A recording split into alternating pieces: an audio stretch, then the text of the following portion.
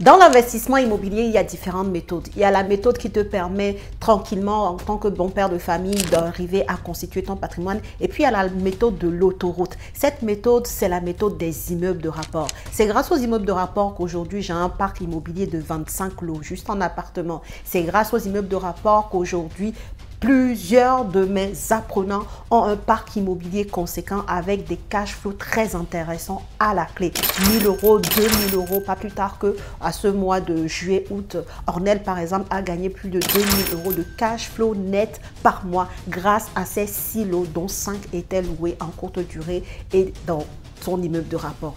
Donc, les immeubles de rapport sont les moyens d'investir dans l'immobilier en mode autoroute, en mode vitesse maximale. Maintenant, on ne se lance pas dans les immeubles de rapport comme ça.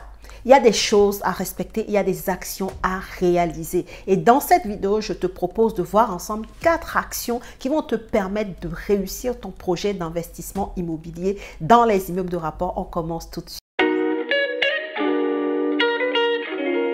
Bonjour à tous et bienvenue dans cette nouvelle vidéo. Si tu me découvres au travers de ce contenu, je suis Célie Médéou, épouse d'Orido. Je suis une immopreneur, une personne qui fait du business avec l'immobilier. C'est ce que je t'apprends à faire au travers de mes contenus sur cette chaîne, également au travers de mes formations, de mes accompagnements, de mes séminaires. D'ailleurs, le 26 octobre prochain, on a une grosse journée de formation et de séminaire sur Paris, sur une péniche avec des experts de l'immobilier, avec des investisseurs chevronnés. Donc, si tu n'as pas encore réservé ta place, c'est le moment de le faire. Alors, si le sujet qu'on traite sur cette chaîne autour de l'immobilier, autour de l'argent de façon générale t'intéresse, je t'invite tout de suite à t'abonner à la chaîne si ce n'est pas encore fait et surtout active ta cloche de notification pour ne pas rater mes futures publications. Et pour tous les nouveaux qui découvrent la chaîne, va très rapidement récupérer ton cadeau de bienvenue dans la description de cette vidéo, les 10 commandements de l'investissement immobilier rentable.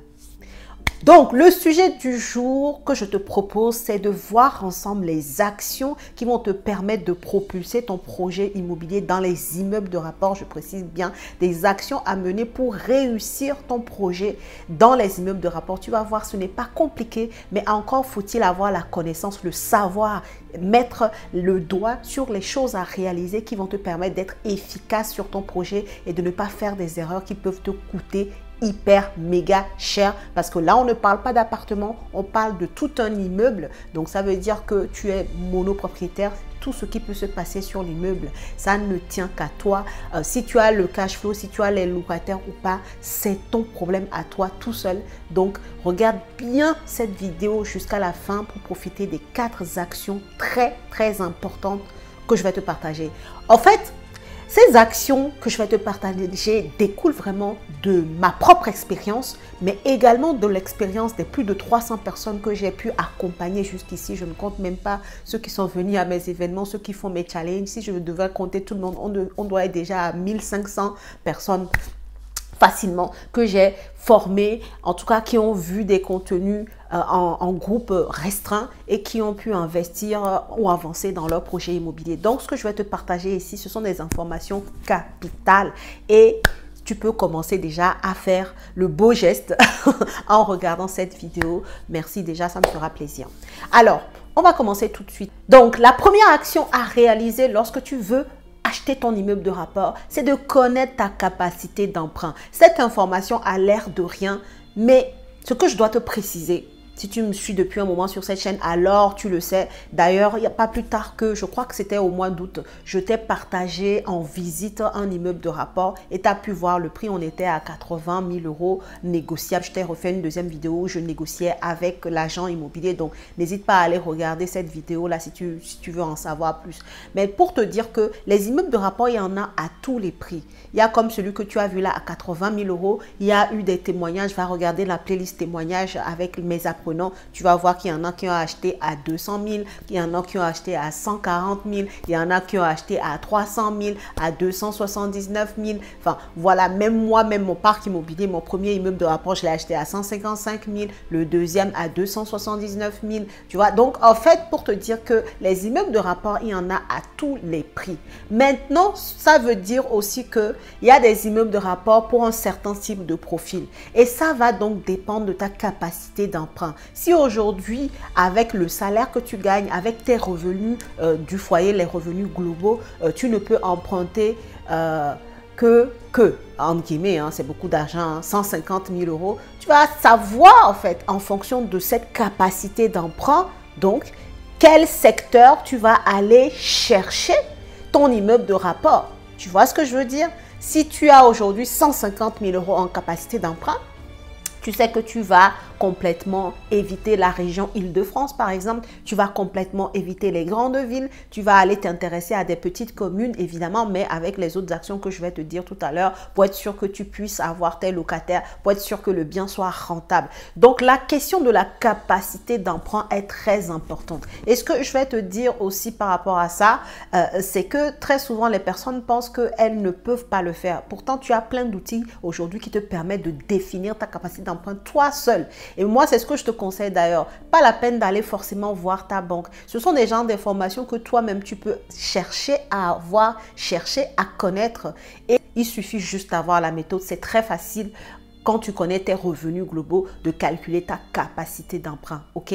Donc, cherche à avoir cette information sur ta capacité d'emprunt possible, ton enveloppe de projet possible par rapport à ton profil et à tes revenus de façon générale pour pouvoir aller définir une zone géographique de recherche de ton immeuble de rapport et être sûr que tu ne vas pas travailler dans le vent. Parce qu'il n'y a rien de pire que de choisir des projets qui ne sont pas du tout en accord avec ton profil et d'arriver devant le banquier qui te regarde en mode mais vous êtes trop ambitieux, enfin le projet est déconnecté de votre profil quoi, et ça ne renvoie pas une bonne image du type d'investisseur que tu es. Ok? Ou en tout cas de l'image que tu devrais avoir pour que les banques te fassent confiance. Donc ce point 1 est très important. Garde-le bien. Connaître ta capacité d'emprunt pour aller sélectionner une zone géographique qui va te permettre de trouver des immeubles de rapport dans cette fourchette de prix. Deuxième action à mettre en place, c'est d'avoir une méthodologie de recherche, une méthode de recherche. On ne se lance pas dans les immeubles de rapport en se disant je vais aller frapper aux portes de telle et telle agence, bon on verra bien, ou alors je vais mettre France entière dans mes recherches et puis on verra bien ce que ça sort. Non, il faut être hyper méthodologique. Et pourquoi c'est important? Ça te permet de ne pas perdre du temps et derrière de la motivation. Ce qui décourage souvent les gens, c'est de commencer à faire des choses, de faire plein d'actions, d'être en train de travailler dur comme ça et qu'il n'y ait pas de résultat. Au lieu de faire ça, vaut mieux travailler intelligemment. Il vaut mieux prendre le temps de définir une méthodologie de recherche, de savoir exactement quels sont les indicateurs que tu dois regarder pour te dire que ce bien est intéressant réellement. Comment tu dois faire pour définir un secteur de recherche. C'est très important. Les bonnes affaires là, il y en a partout en France en fait. Il y en a dans toutes les régions, dans tous les départements. Tu ne vas pas pouvoir faire toutes les affaires en France, tu vois. Donc, partant de ce point-là, il est plus intéressant pour toi de définir une zone géographique de façon méthodologique et stratégique pour ne pas perdre du temps et puis derrière de la motivation et de finalement laisser tomber ton projet.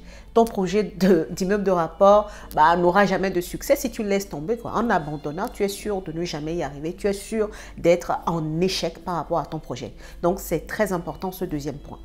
Troisième action importante ou troisième chose à savoir faire, c'est analyser correctement les immeubles de rapport que tu vas voir. Alors, il y a deux phases d'analyse. Il y a l'analyse lorsque tu es en train de lire une annonce immobilière, une annonce d'immeuble de rapport. Celle-là, elle est très importante. Si tu ne sais pas analyser, en fait, tu vas te déplacer pour rien. Ça va rejoindre le point 2. La conséquence, c'est que tu vas laisser tomber très rapidement. Il faut savoir analyser une annonce. Il y a des repères dans les annonces, par exemple, qui vont te dire que, ok, ce bien-là, c'est un go, en fait. D'accord? Ça veut dire, quand je dis c'est un go, ça veut dire je vais aller chercher plus loin, je vais appeler l'agence immobilière, je vais poser d'autres questions et je vais établir des chiffres pour voir si c'est vraiment intéressant et ensuite je vais aller visiter. Si tu ne fais pas bien cette étape d'analyse du bien, de l'annonce immobilière, toi, tu vas parcourir toute la France et finalement, tu vas arriver sur les biens, tu vas trouver que ce n'est pas intéressant, tu vas faire ça 3, 4, 5 fois.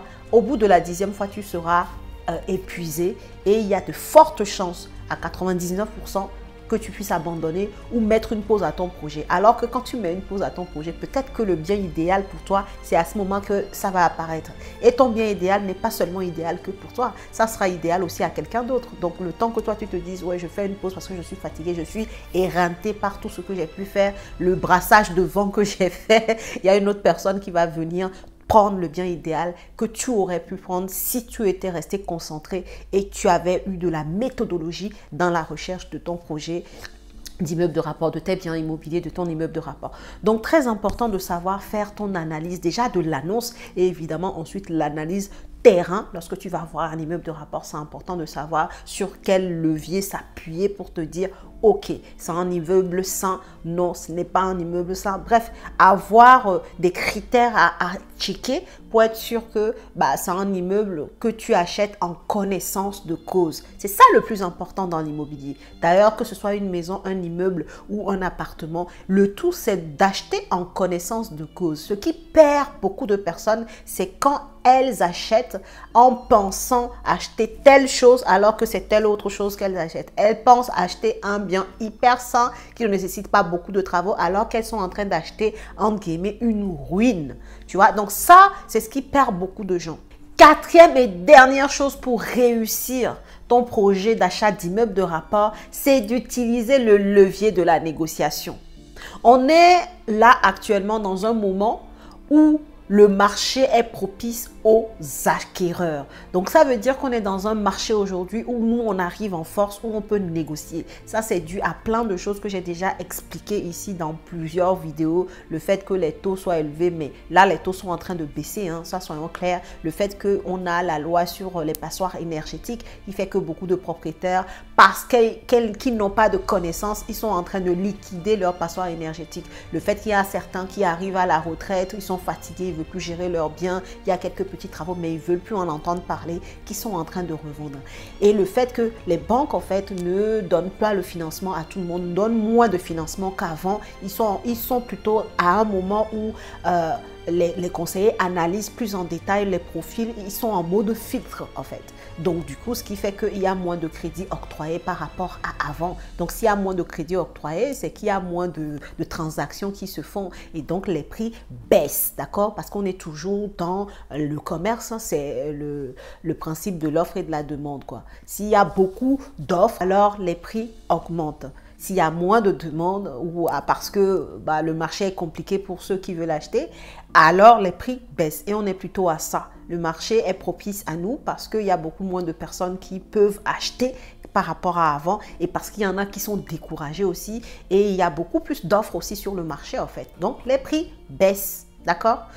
Donc voilà ce que je voulais te dire, ce qui fait que toi, en tant qu'acquéreur aujourd'hui, tu peux miser sur la stratégie de la négociation pour aller encore tirer les prix vers le bas et être sûr de faire une excellente affaire. Parce que comme on dit en immobilier, tu as dû déjà entendre cette phrase, la bonne affaire se fait à l'achat. Ce n'est pas après en fait. Déjà à l'achat, tu t'assures d'acheter à un prix au mètre carré le moindre, le plus bas possible. À l'achat déjà, tu sais à peu près les travaux que tu vas faire. À l'achat, tu sais déjà l'exploitation que tu vas faire de ton bien. Tu as déjà déterminé tout ça à l'avance. La bonne affaire se fait à l'achat. Et l'une des stratégies pour faire une belle acquisition, c'est encore la négociation même en 2024. Même en 2024. Donc, utilise ce levier de la négociation. Maintenant, tu vas me dire comment on fait tout ça, comment on fait pour appliquer ces 4 actions que je vais te dire. La réponse est très simple. Le 16 au 19... Maintenant, tu vas me dire comment on fait pour appliquer toutes ces actions qui sont très intéressantes. Je ne m'y connais pas. Et bien, la bonne nouvelle que j'ai à t'annoncer aujourd'hui, c'est que du 16 au 19 septembre prochain, je réorganise le challenge des immopreneurs. 4 jours pour dénicher ton immeuble de rapport. Pendant ces 4 jours, on va parcourir ces 4 actions-là.